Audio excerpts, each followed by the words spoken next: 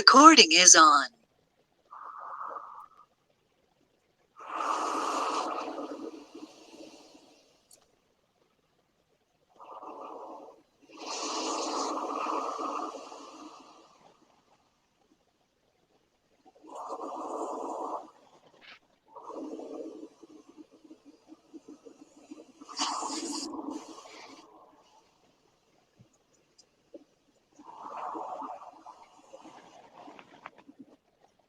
Hello everyone, it's nice to hear the waves in Kefalonia Island in Greece. I don't know if I hear the sound well, but it seems like when it's recording, it doesn't come as good across as good on the video, but that's just technical stuff. Today is the 1st of May. This is meeting, Extinctionati meeting 107. And we are going to discuss various current affairs, I believe. And I will let maybe Gary start with a review of the various videos and subjects that have been posted on the sub this week. Thanks. Look, I'm just wondering, because we were just talking to DB about the, he was mentioning Noam Chomsky in a recent video with Just Stop Oil. And I think also the, just referring to the Arthur Keller video, which is posted on Extinctionati Reddit, Collapse, the Only Realistic Scenario. Did you want to just start off there, DB, and just say something, and we'll just get into this for a couple of minutes?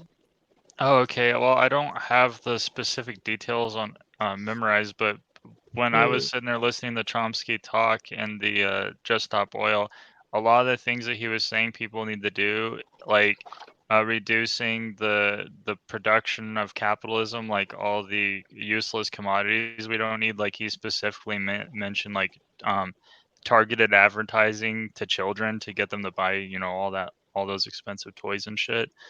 And then, of course, winding down the oil economy, like all that stuff is basically saying we need to have a soft landing of civilization. I don't think he even realizes that. Yeah, one of the points that the fellow Arthur Keller made in that video was that that isn't feasible to wind back the kind of system that we have, because it just goes into collapse anyway. There's so many aspects to where you could go of what Chomsky's saying there. And I think even going back to the earlier one, did we mention in the last meeting Gail Tverberg and her, because she does all these wonderful analyses of energy.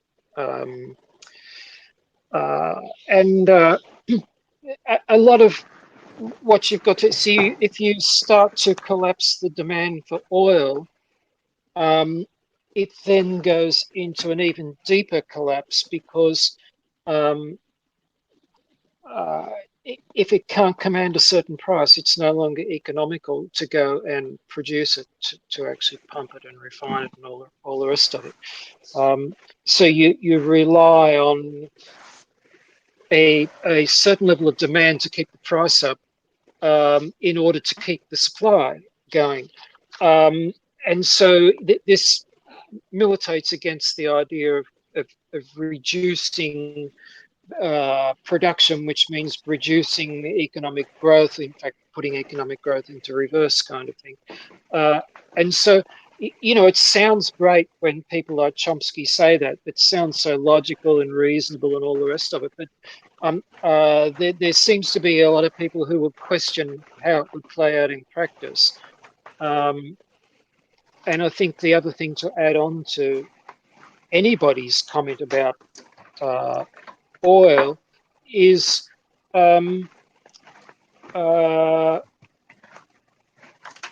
that's basically what most people eat, and it's responsible for our food production.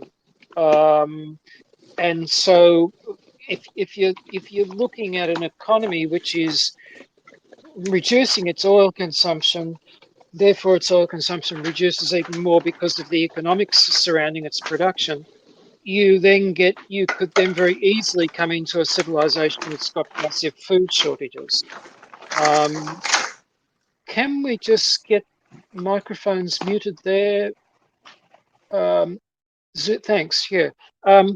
Uh, anyway, I'll keep quiet there. Does anyone want to sort of jump in there just regarding the food consequences of reducing oil because we depend on it for food production, and also the kind of the question of reducing demand for oil suppresses the price, then suppresses the production, and then you end up in a difficult situation.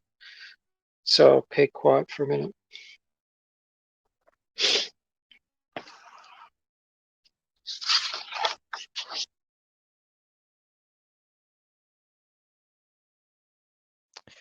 Yeah, I think you're right. I mean, I've never really put any kind of hopes in there being a soft landing because first off, the subjectivity to do that isn't even there to begin with. So, um, yeah, so we're still psychologically behind. So therefore it's not going to happen even if it was physically possible.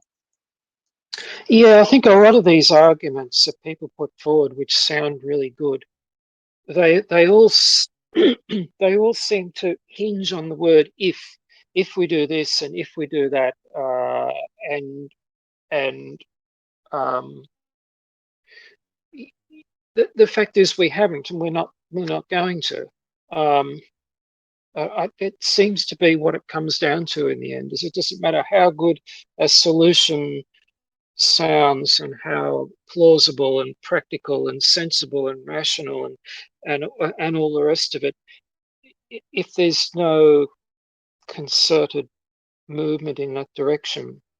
But I think Arthur Keller, Arthur Keller, French actually, I listened to him about 2 years ago. I think I actually posted that a long, long time ago on Examed. And I was very impressed by his presentation and his four um, charts. And, the last one, that's the only possible one and all this sort of thing.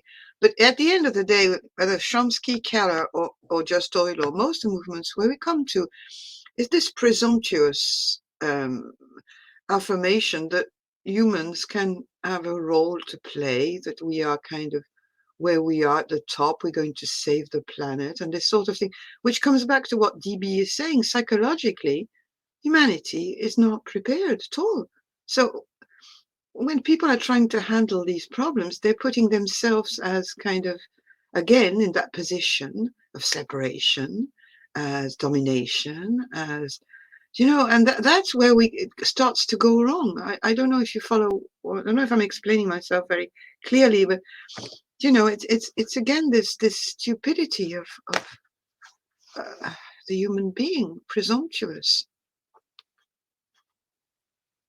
Yeah, because you could probably go back even further and say that all of the problems that we're facing actually come down to the psychological problem, the collective psychological problem that human beings have. It's not. It would be easier, I guess, to say, oh well, if we were all enlightened, this wouldn't happen. But that's just another one of those if things. That's another if, and it's not going to happen either. But yeah, I think you see that's another part of the trap that leads to the inevitable collapse.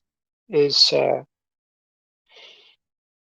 I think the fact that we've got a collective psychological issue which cannot be addressed, and therefore the direction we're pointing becomes inevitable. I'm just thinking too about what you said about Arthur Keller. I looked at that name and I thought, it doesn't look like a very French name to me. You got the pronunciation different, I guess. Sorry, I got off the track. Do you want to make a comment there? Well, Oh yeah, I was just gonna. Oh, you go ahead, Sophie.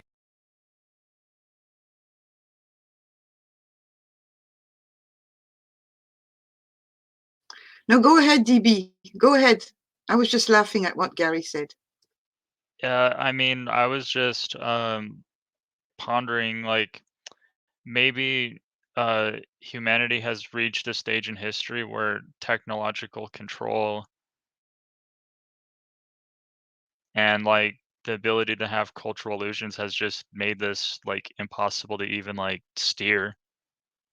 Yeah, it's pretty overwhelming. Like I even wonder if anything like because in Hugh's videos he talked about how like um human extinction was it's inevitable now probably, but he said it wasn't inevitable in the past when people were trying to, get the alien cortex under control with meditation and stuff. But maybe since the alien cortex has the ability to like because we talked about how it has the ability to infinitely change through stories and stuff, that ability to infinitely change through stories gives it the ability to infinitely lie, and maybe one of those lies eventually works and then it gets the upper hand. I was wondering if that's a thing, like maybe that's what makes it inevitable. Um, yeah, yeah. If we could, yeah. So you're but basically saying a better narrative. Um, Well, I'm not sure if no, it's not a narrative. I'm just like mm, wondering because Hugh was saying that in the past, like human extinction wasn't inevitable because of meditation, but I was pondering maybe it probably is if you evolve an alien cortex because the shamans are basically trying to get people to, spark up their inner life and not be, completely swayed by amassing material gains and domination and stuff. But on the other hand, the lies that the alien cortex created to, give rise to this culture, the dominators are getting armies, they're getting, dopamine hits from, you know, um, their addictions to beer and mm, stuff and drugs, mm. and just the erotic thrill of all that psychopathy. Yeah, I don't know. I just, yeah. I agree with what you're saying, DB. Really, I do. I understand exactly what you mean. It reminds me, Gary, of what we were saying at the start before the meeting and when we had that conversation on enlightenment and spirituality. You told me to look back on the first chapter or the introduction of Eckhart Tolle's book, Living in the Now, or the Power of Now, something I can't The remember. power of now. The Power of power Now. of now. I think it was. I did actually. I dug it out of the library and I read the first part, and what was very interesting in the introduction it was not what you had pointed to me actually, it was something else. It's when he said, the moment, the turning point for him was when he said a phrase to himself when he was so depressed, so down, so lost. He said, I can't live with Can't myself. live with myself. Yeah, I remember that. And, Yeah, and then that's right. suddenly that opened something in him where he said, but who is this saying I and about Yeah, myself? who's this other person? These two people, yeah. Who's this other Mm. person? And that precipitated him in a spiral of Yep. discovery, and it started his path on wherever he went, and he became a spiritual teacher, but after a lot of time and years and stuff like that. But there was a before and after, and that moment, I can't live with myself, is what we're talking about with humanity there at the moment and the alien cortex. You see, humanity hasn't seen the alien cortex. They haven't seen the meta alien cortex. Some people are trying to grasp it. We are trying. We are clawing at it. We are doing it our own way. We're not any better than than other people, I think, at this. But we're trying to dissect and look at things with the tools that the alien cortex is giving us. And that's why any solution to the collapse that we're talking about, coming from Keller, Chomsky, Jostoy, XR, everything is doomed, because we're coming there again with the same thing that Eckhart Tolle was saying. I can't live with myself, and we go back again to this this psychologically this psychological preparation or change or revolution that we need to explore, because we cannot face what we're going to face if we don't go there. And we can talk forever about scenarios of collapse and what we can do and cooperation and everything like that. But I think that's where we need to dwell a little bit now at this stage.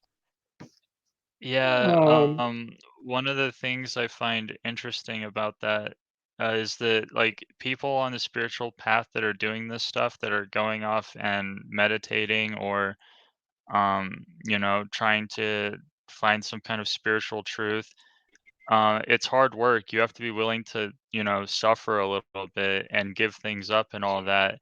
And then on the other hand, the people that aren't on that path that are just in everyday life, they're just under so much stress and all they're trying to do, is, get through the day and then zone out on TV or whatever to decompress a little bit.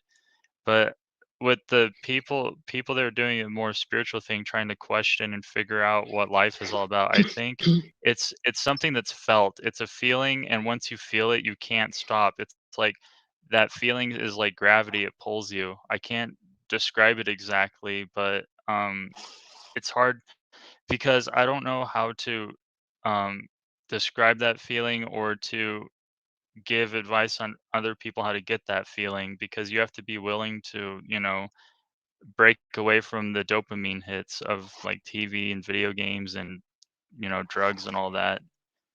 Yeah. yeah, there's quite a few things to say there. Um, I'll just go back to Sophie for a second. Um, well, there's two things just regarding, the fact that the collapse that we're aware of, and we're aware of it, and we're not aware of it simultaneously. And I'm reminded of a talk that Krishnamurti gave once, where he was referring to the fact that we use our mind, thought processes, in other words, the alien cortex, when that when it's uh, not appropriate to use that. It's like a handy tool that you use when it's appropriate, but you don't use it in at the wrong time in the wrong way. Uh, and he used the example of, well, if you, of course, he was in India at the time, back when there might have been a few tigers around, and he's saying, if you're walking along and a tiger jumps out in front of you, or you sense that one's there, you don't really engage in a mental discussion with yourself about what you're going to do regarding this tiger. You just go into some kind of response to it immediately. Doesn't you don't go into a philosophical debate about the dangers of tigers. Um, and so, here's the entire planet and all the human beings clinging desperately to the surface of it here, who are about to be flicked off by their own stupidity. And quite a lot of them are as aware of that situation as somebody about to be eaten by a tiger. But we're intellectualizing it instead of just sort of leaping into some response. I mean, I realize this particular part of the discussion could go on for a couple of hours, but I'll just move on to a thing that struck me when my little nephew was born, and he was premature. And of course, they put those little babies in a plastic box and stuff tubes in them everywhere, and until they're deemed safe enough to be taken out into the real world. And one of the things I noticed was they had strapped something to his wrist, and he was making movements sort of with his arm and jabbing himself in the side every time with this sort of sharp piece of plastic. I could see what was happening. And, um, at the time I asked him to move it because nobody had noticed what was happening. But the point is, it's a little bit like that with human beings. We're kind of unconsciously doing all this incredible amount of damage without really registering it, you know, and kind of sort of, but the difference is there's no sort of outside agency that's going to come in and rescue us from the situation. Um, and just then what DB said about the spiritual path and it being hard work.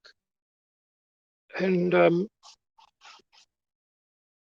yeah, I guess the paradox of that is that it is hard work, and yet you could also claim that there's nothing to do. Um, and you also got to be careful about this hard work, and getting back to what Sophie said about Eckhart Tolle making that remark about, well, I can't live with myself, so where are these two eyes that are me? And it's a little bit like that on the spiritual path, where if you're engaging in hard work, who is this me who is doing the hard work on me to change me, kind of thing?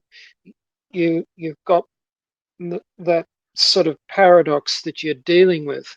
Um, uh, I've often wondered whether the spiritual being on the spiritual path is simply just remembering now and then that you are on it, and in a way you can't do nothing, but if you are doing something, you probably need to be aware that the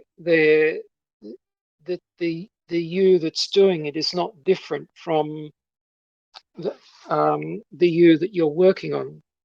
Probably not explaining that very well. There's that, and also what you said, DB, about confronting our investment in the society we're in. And I remember Bob and I were having a discussion recently, and he was mentioning people that he knew who were so deeply sort of invested in their lives, and they had to take their holidays and have their new cars, and it was all, and also regarding telling the truth about um, uh, the systems that they were caught up in that forced them to comply with the conventional demands of society, even though that's in some cases it's not morally supportable. But when people's incomes and livelihoods depend on upholding a kind of social myth, they tend to keep doing it, and after a while probably find that they're completely sucked in by it and believe in it. So yeah, it's amazing, in these discussions, you make a few remarks and it can lead off in so many different lines of inquiry. I'll just leave it there in case someone wants to jump in.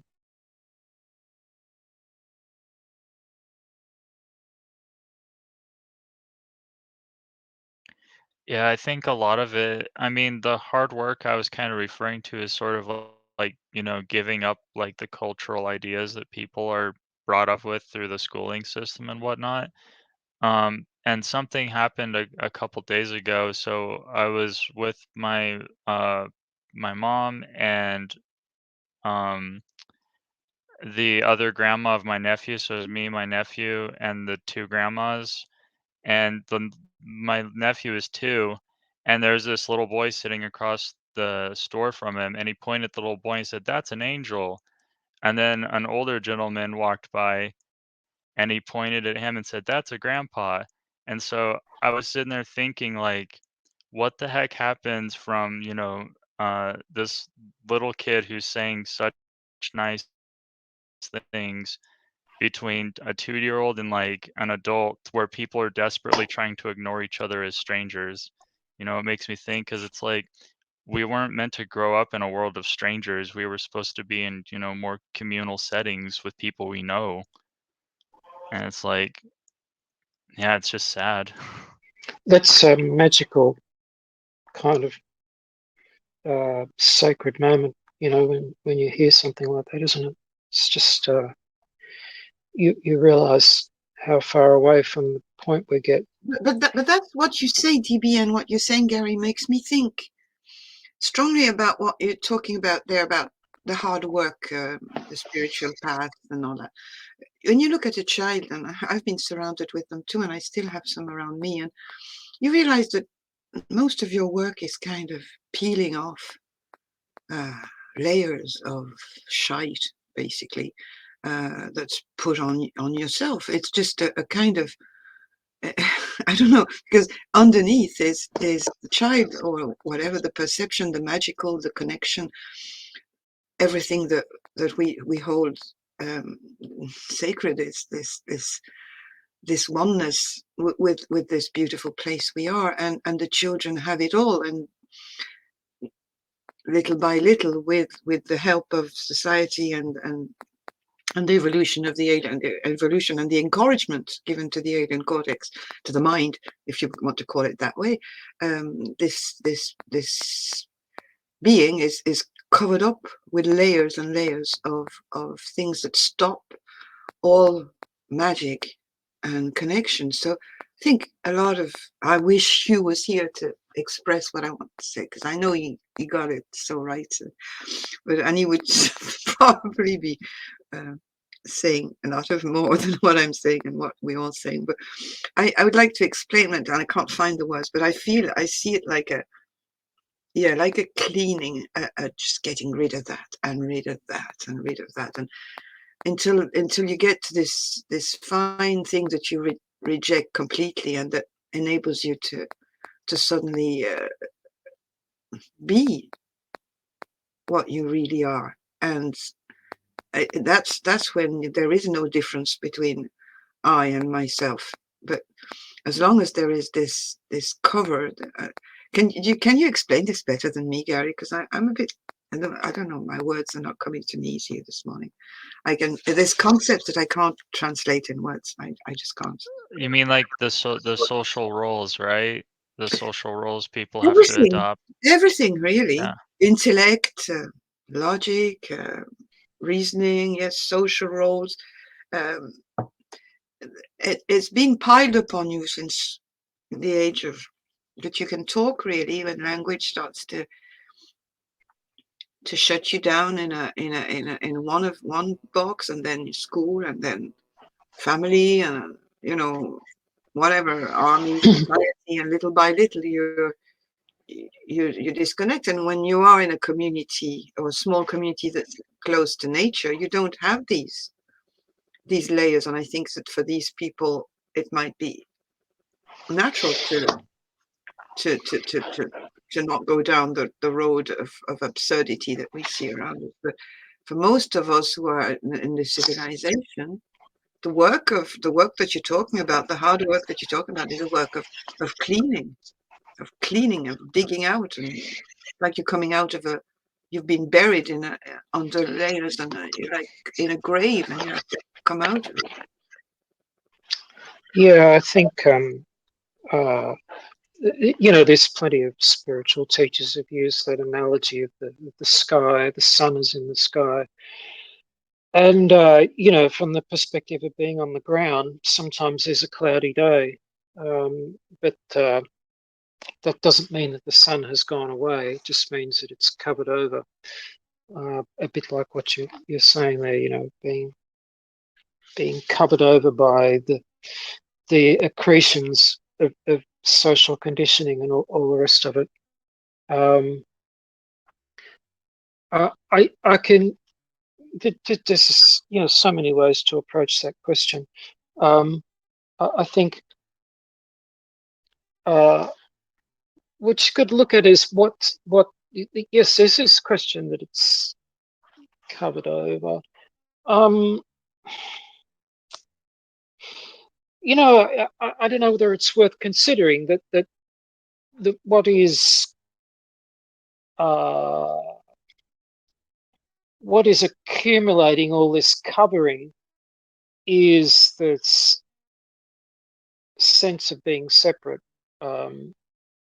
The ordinary egoic sense that things that occur to this fictitious person called me, and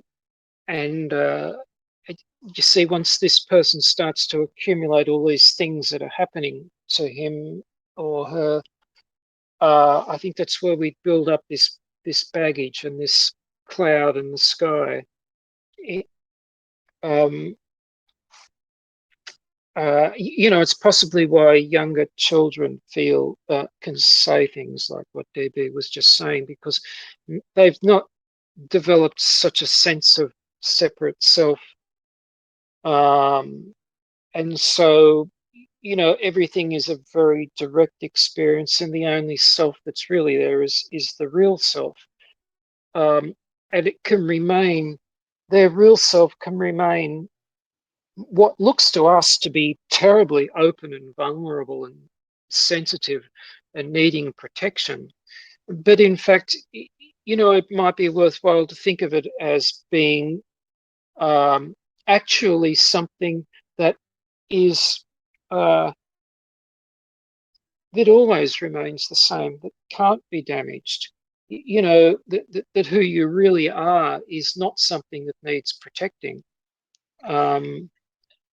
So I don't know. Somebody else sounds like they want to jump in there. I'll Yeah, keep quiet. Yeah, like the whole cultural conditioning of centralizing, self into the I, that's like that's like building a garrison and creating vulnerabilities where I think the other end of that, where there's openness to experience, I think that's more resilient.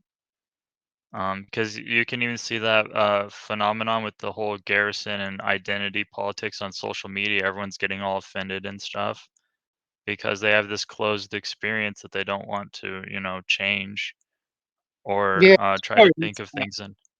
it is an extremity of egoic creation. It certainly is. We can't. Everybody has become their sort of ego has become an egg with such an unbelievably fragile shell that you virtually can't even look at it anymore, without risking doing terrible damage. Um, and not realizing that the thing we're doing terrible damage to is it's a construct.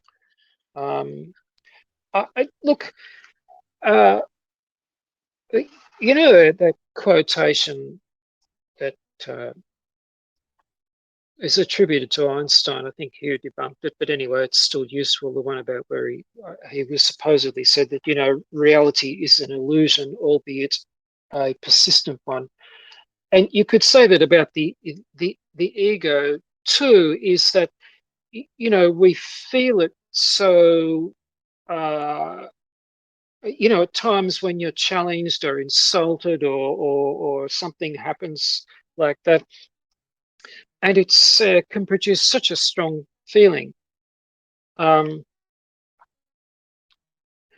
and that's, I think that's a spiritual little point. It, that is probably marks the difference between somebody who's concerned with their spiritual quest and somebody who isn't. Because if you are just completely invested in yourself and you feel as though you've been insulted, you then go off down a certain reactive pathway and you're completely lost in that. Um, but I think a spiritually aware person might feel just as much pain, but take that as a very, very take that as a measure of the size of their ego. If it's a lot of pain, then you become aware that, oh dear, that you be. That's how you actually. I guess the point is, it's how if you want to locate your ego and find out how much you've got invested in it and all the rest of it, then wait until somebody challenges you like that, and then you've found out an interesting piece of information about yourself. And so I guess that's what I'm saying, that we're heading in this terribly politically correct, highly um, censored society where nobody can offend everybody else, and what it's doing is actually helping them to hide their egoic identifications from themselves, and so it's actually putting them on a negative spiritual path.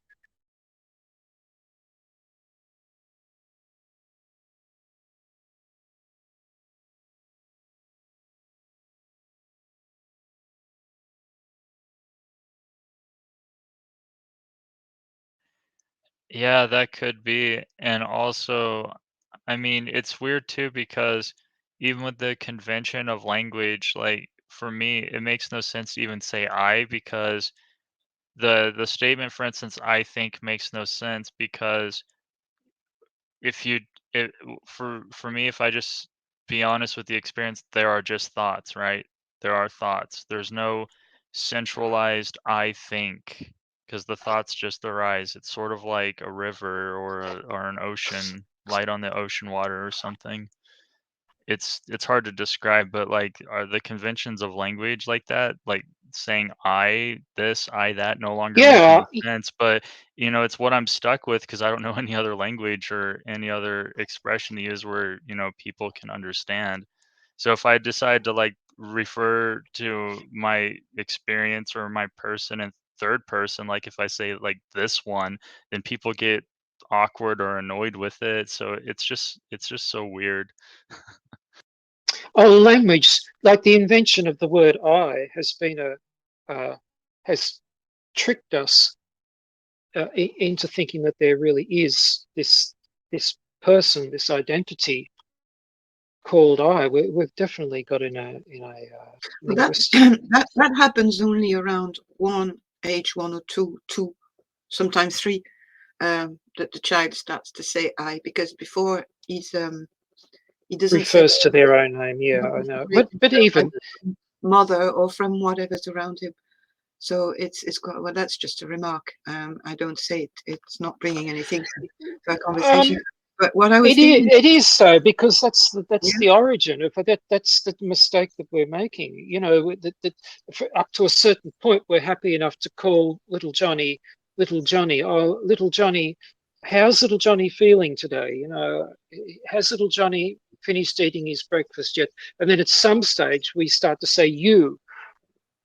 Instead of oh use yeah, sort of referring to the child in the third like person, we I start referring or to something, yeah. is a we've got a kind of a conflict because up So to a we certain create point, the we create what's the. that? You mean that as Yeah, but I'm wondering what is the process that up to a certain point you can handle the child being undifferentiated, sort of being the cosmic I. But then after a little while, it gets too much for it, and we want to turn it into an individual person with an individual I.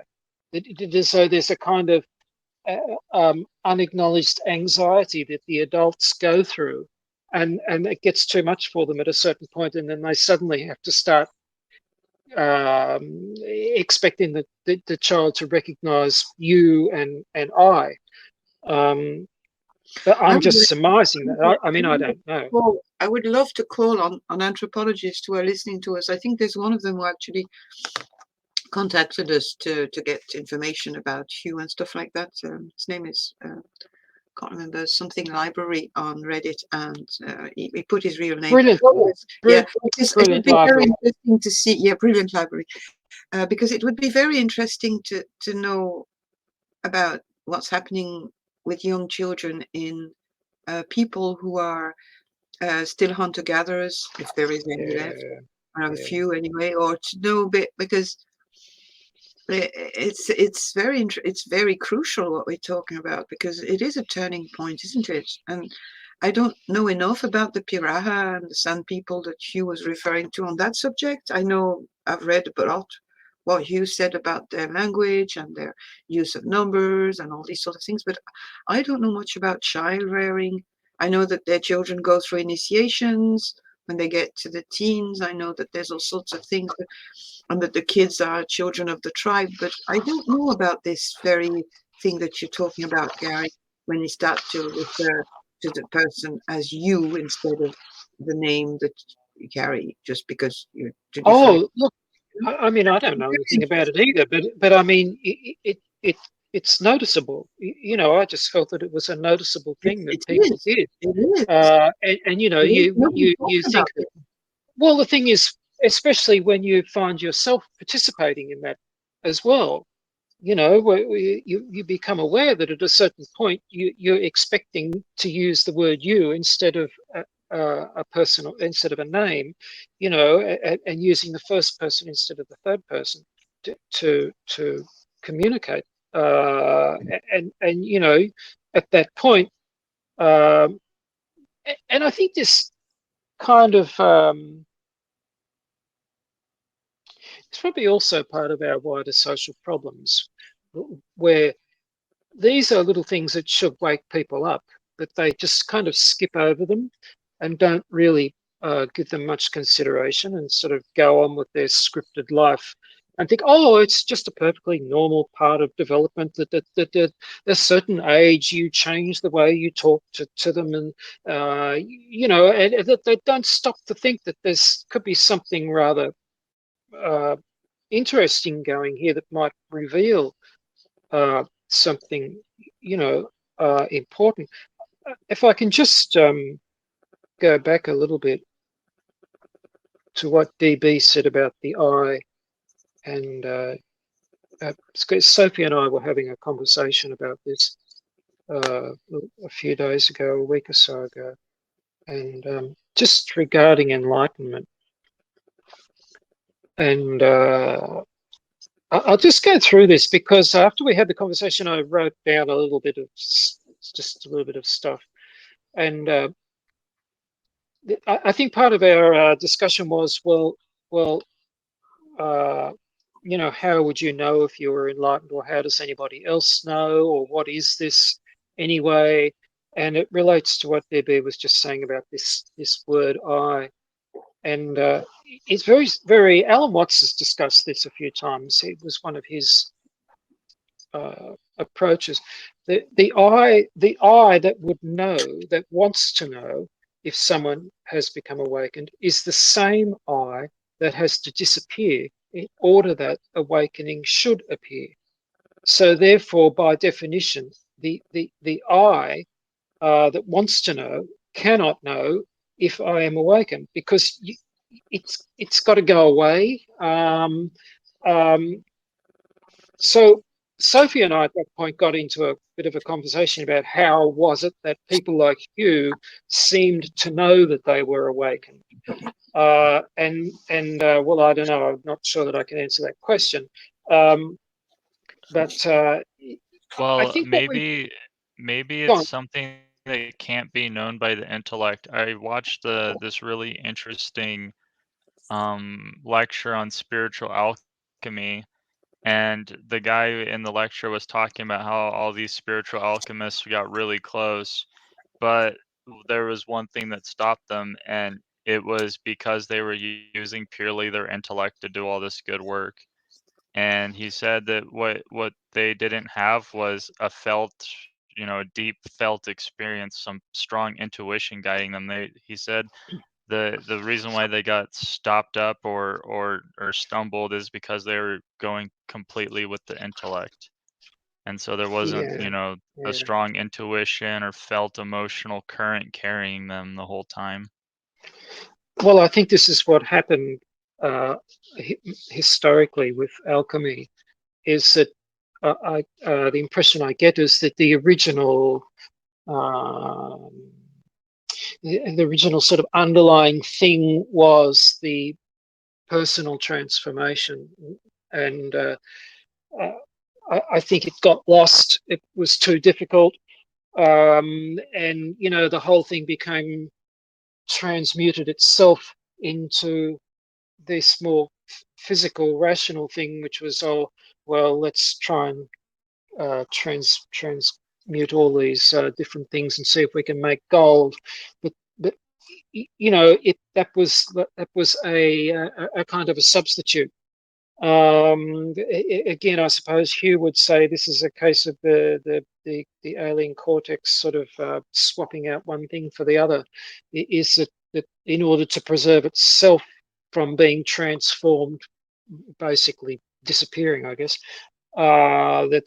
that's a little bit too risky, too dangerous, and the alien cortex is trying to preserve itself, so it hits upon this idea that a better pursuit would be to try and turn lead into gold or something, um, and so you end up with a kind of intellectual alchemy rather than a spiritual alchemy. Yeah, I think that's exactly right. That was the problem, is they were, trying to calculate, their way into the spiritual path or enlightenment or whatever, instead of letting something else guide them there, because I think that the intellect has limits that the feelings don't have. That's probably the thing. I don't know exactly, but my guess would be that the intellect has limits that the emotions don't have. Yeah, well, I suppose at least if you just look at the fact that the intellect is using, I suppose you could claim that the intellect is straitjacketed by its investment in rational thought and the use of language, whereas the feelings are free from the limitations of those two things. There's probably a lot more could be said about that, I guess, but that's all that comes to mind. If I just bring something else in there, which is this kind of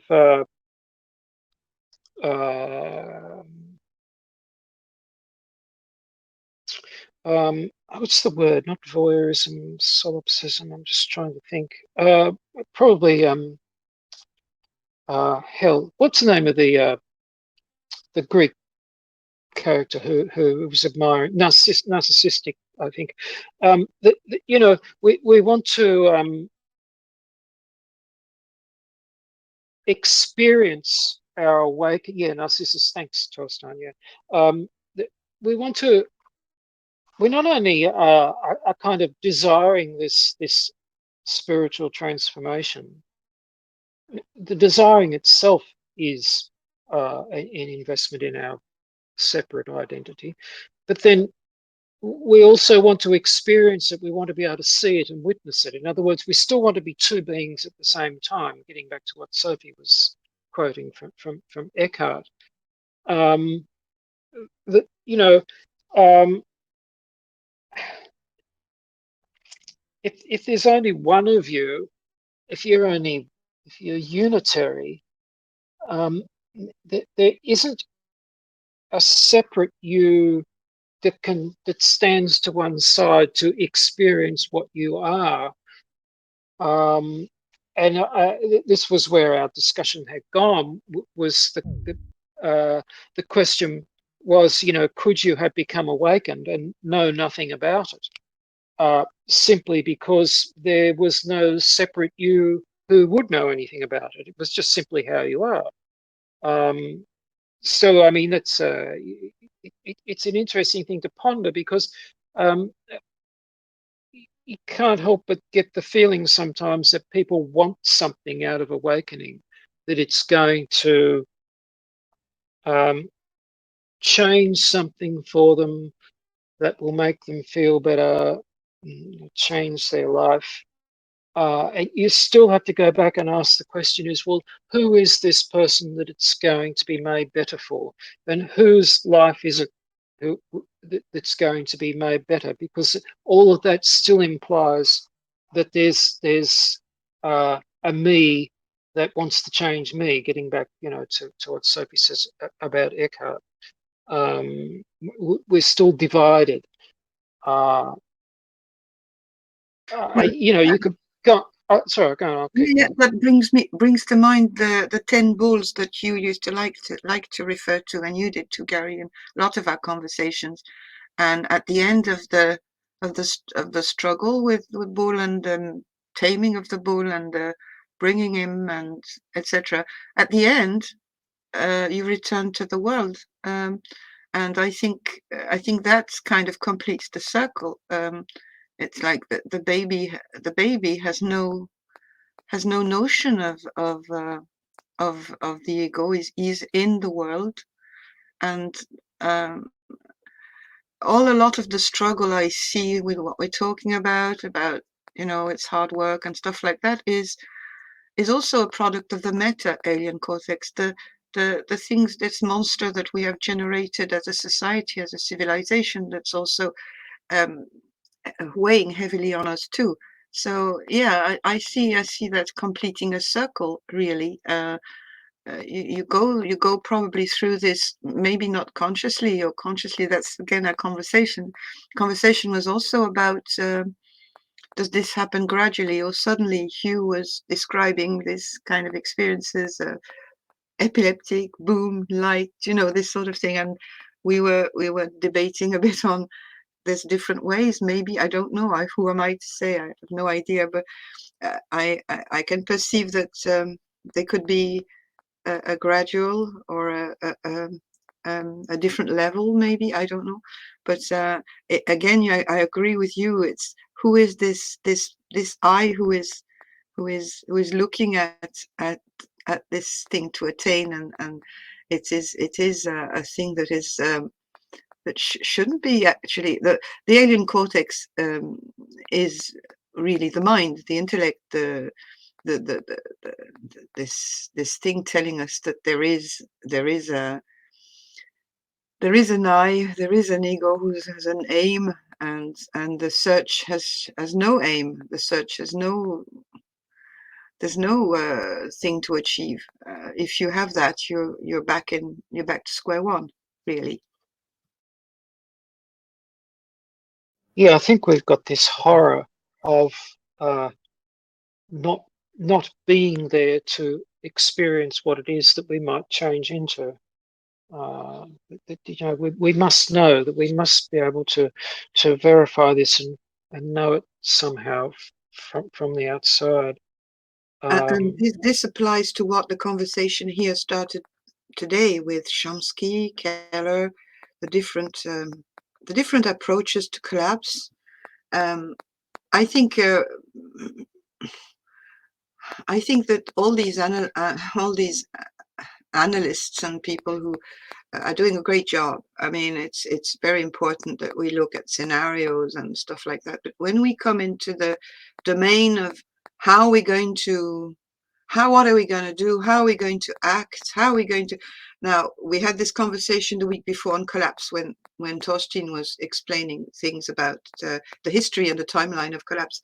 Of human intervention, responsibility in what we do, and thinking that certain actions could have consequences and stuff like that. But on the other hand, it's back again to the notion that there is no escape. It's going to happen. This is the extinction is kind of built into what is this scenario.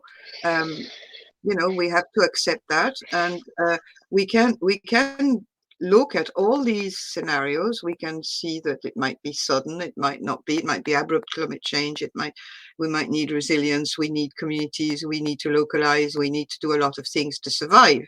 That is human. But uh, on the other hand, again, when we start to get on board with these big projects and these big organizations who are going to do this and save that we're going the wrong way.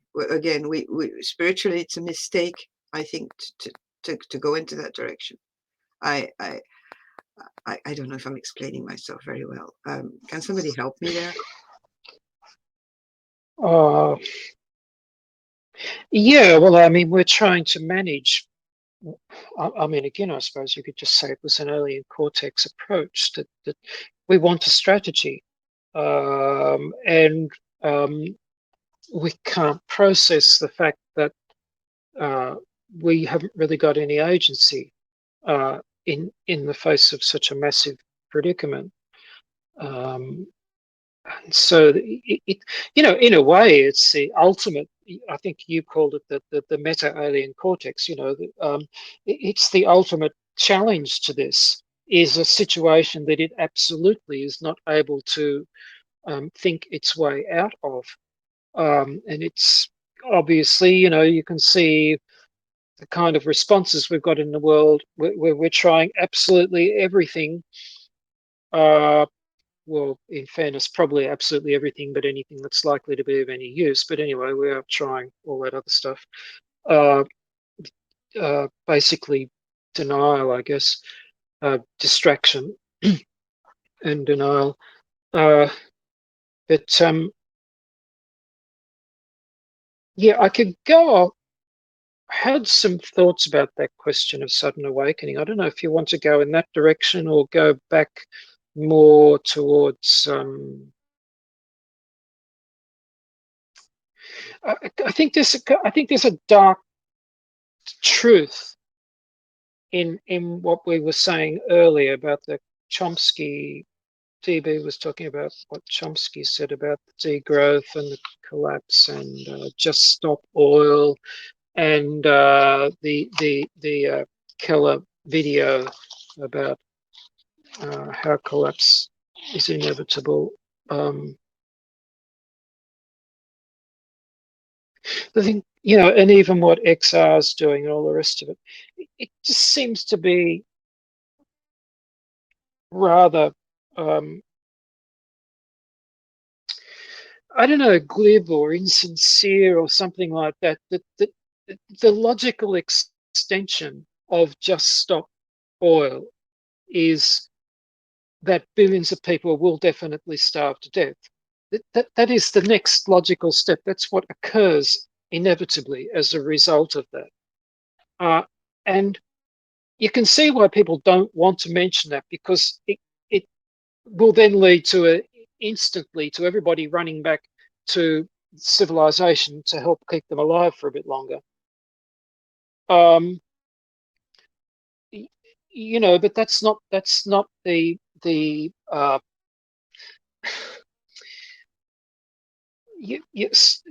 sorry, Torsten, I saw your comment. I just got distracted.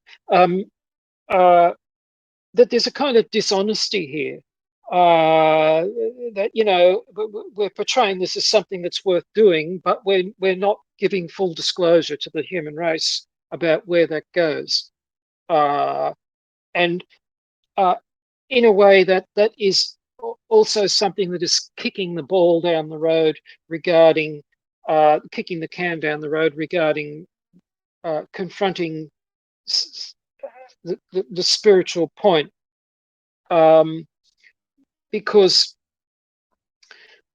as long as we're not facing our death rather bluntly and inevitably, we're going to sort of cling to our identity, our alien cortex, our egoic identity of ourselves, because that's always got this sense of continuity and this death denial is built into it.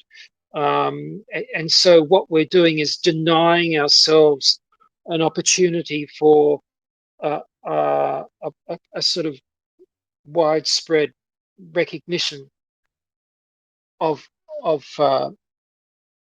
death, of the facade of our egoic selves. We're back into the zone of denying all that by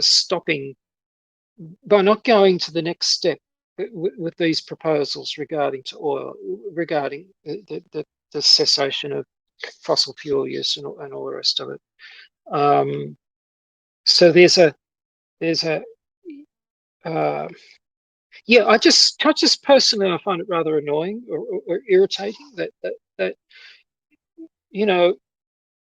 just that simple statement of just stop oil. If they replace that with what it means, which is just have billions of people die of starvation, I would be interested to see what the result was. Can I interject? I think that they don't think that, do they, though? They're not consciously thinking they're going to be the inevitable consequence. But this is, and solar panels are going to replace, those just stop oil guys, who I kind of admire. They're quite brave doing something. I'm not doing anything, and they're doing something, even though it's kind of dumb. But I have a respect for people doing something in the face of my ineptitude. And but I think, it's just like, as soon as anybody who's got that narrative, the windmills and solar panels, they become kind of irrelevant. But I think they think that you can just stop oil and then a bunch of windmills are going to make the wheat grow all of a sudden or whatever. So I think that just everyone's sort of unconscious of everything. And we're probably, if we're all hostages to our fucking alien cortex. Everything we're talking about it's all like the alien cortex just fucking with us. And if you get anywhere close, so yeah, this is what I'm very perplexed about the spiritual path as it is, and the way that intersects, I suppose, with the state of the world in general. It's just like purely for me personally, is like one dead end after another, where you go, right, well, it's all return to monkey or not, you know. And the only conclusion you can get from understanding the state of the world, at least from the perspective of those of us who share this kind of sense of where civilization has to go, is, you know, are we just, yeah, I don't know. It's because it's even the when I say it to myself, it sounds like this sort of horrible, disingenuous conversations you have with those assholes that read the Guardian and the Telegraph.